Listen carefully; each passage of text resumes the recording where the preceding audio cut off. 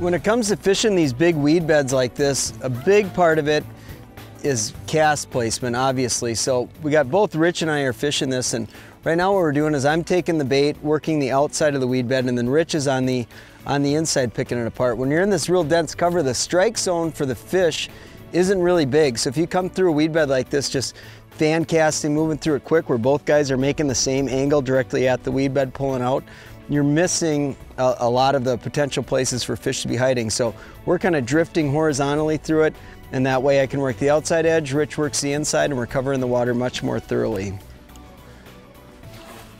All right.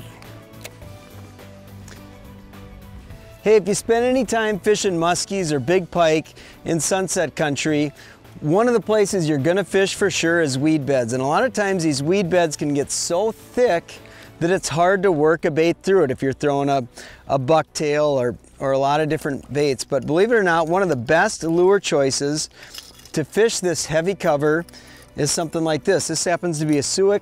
Another one of my favorite choices is the Rapala Super Shad. What these two baits have in common is they're both very buoyant, meaning that when you pull the bait down, they rise up quickly, and what they do is they back out of cover. So to access these fish that are buried in weeds like that, I'll show you the little trick to be able to sneak in and get after the fish. So you make your cast into the cover, look for little pockets, but you'll pull, back the bait up, pull, give it slack, and what it's doing is it's diving down. When it makes contact with cover, it just backs right up. And a hook that's got, or a bait that's got treble hooks on it can, believe it or not, walk through some of the thickest cover that there is in this part of the country. And the great thing about it is when you get bit, these fish explode out of nowhere, and it's some of the coolest bites you'll get in muskie fishing. So next time you make a trip to my favorite place in the world to fish, Sunset Country, be sure to pack some baits that are really buoyant and go after those big fish in the weeds. It's a blast.